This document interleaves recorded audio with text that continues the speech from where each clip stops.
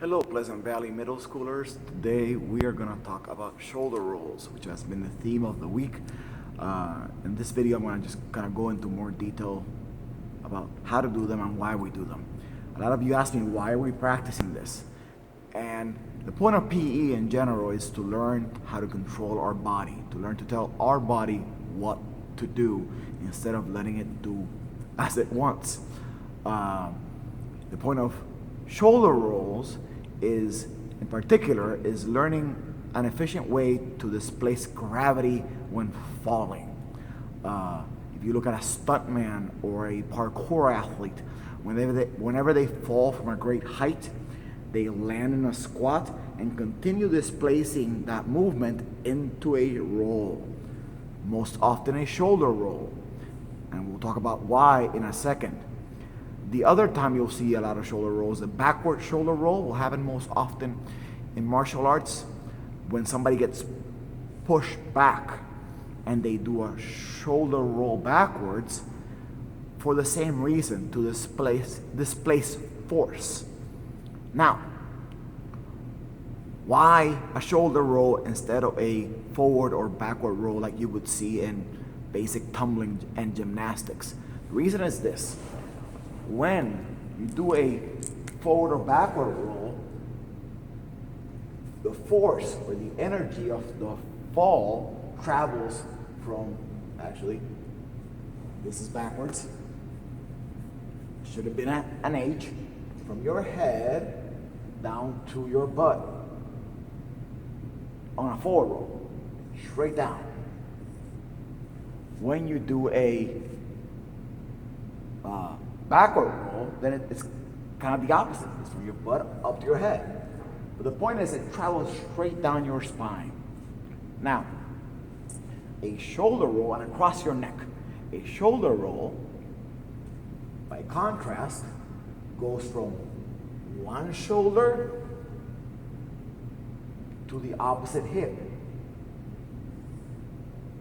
That's a forward roll, from my right shoulder to my left hip, or from my left shoulder to my right hip.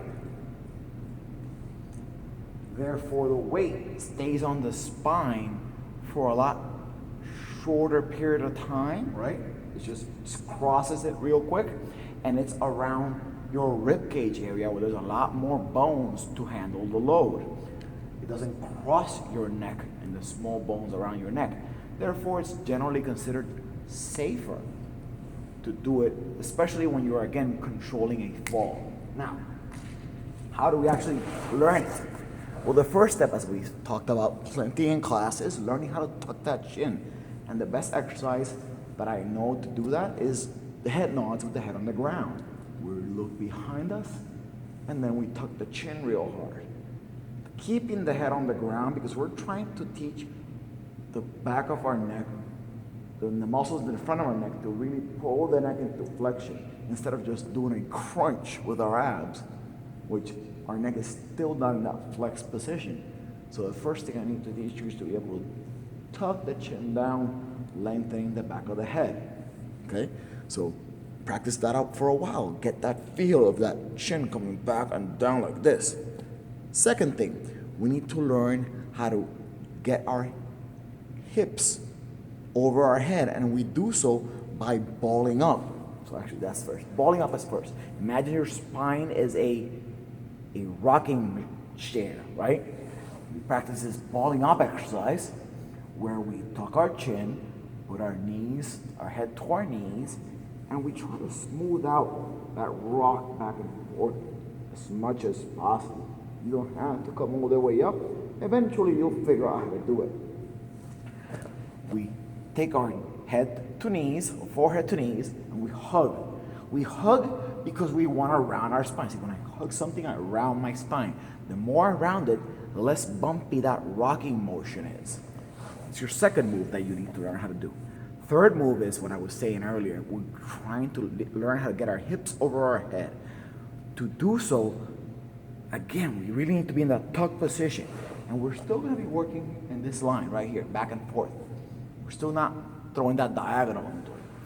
So learning how to get my hips on my head, this is my favorite move to do it. I use my hands to protect my head, my arms right here, and I throw my feet behind me, and then up. Throw my feet behind me, and then up. The more you tuck your chin and round your spine, the further back your feet are gonna go, right? Don't force the distance at first. Take it nice and slow. Little by little, your flexibility and your control will improve, and those feet will get further and further back. Some of you will touch the ground real quick. Some of you will take a few reps to do so. Like I just started doing these, so I can't touch it right now. After 20 or 30 of them, I will. But the point is, work up to it slowly. Make sure you can do the first two movements before you try to do that one. Now, as I was saying before, we have to learn how to get our hips over our head, but then we also have to learn to start directing it. So we can do the same movement, just 1 foot at a time. And in class, we did a few different drills to learn how to keep this position, but here I'm just gonna demonstrate this particular position. We have one leg in, one leg out. And because we're just gonna kick back with one leg, it's gonna start directing my weight towards, in this case, my right shoulder. So I'm gonna kick back just one leg, come back to my one leg. My weight's gonna start going towards my right shoulder, even though I'm still rolling flat on my back, right? And almost through my spine. Now, from there, how do we go into a shoulder roll? Well, the reason even though I'm kicking with one leg, I'm still rolling flat on my spine is because my back is flat to the ground, right? My back is square forward. To do a shoulder roll, we're gonna start with the backward shoulder roll first because I find it easier to get your weight on, to learn how to get the weight on your shoulder going backwards first. To do a shoulder roll, I can't be flat, square to the mat behind me. I need to turn my body. So this shoulder, in this case my right shoulder, touches the ground before the rest of my back does. So I'm gonna turn my head. I'm gonna reach in that direction with my arms. But the reason I do those two things is really to turn my shoulders that way. See how I'm giving the camera on my back. That shoulder is closer to the ground now than this shoulder is. Therefore, when I kick that leg back, I am more likely to put my weight on that shoulder. And my weight, because of this position I'm in, is mostly on my left hip. So I'm gonna roll from left hip to right shoulder. So again, I'm gonna kick my right leg, roll left hip to right shoulder, and I land. Basically, I land in the same position, really, that I just left. So again, left hip to right shoulder. I'm sitting on my left. I kick over my right shoulder. That one wasn't great. Let me do it one more time. Sit on my left, kick over my right shoulder. There you go. Excellent. So now, what else can we do? We can obviously do a forward roll, right? That's the next thing we have to discuss. When doing a forward roll, we're basically gonna turn the movement around. First thing I want you to practice, however, the forward roll is how to get up from a forward roll, okay? When we get up from a forward roll, we're gonna use that same movement that we did earlier. We have one leg in and one leg out. I'm gonna go left this time. So that's what we need to do eventually. If you notice, when that foot is in front of you, and you bend that knee, you are one little move away from being in a half kneeling position and therefore a lunge position to stand up, right? This leg goes in and out like this. Sit down. So from this position to this position, it's kind of like a short little step.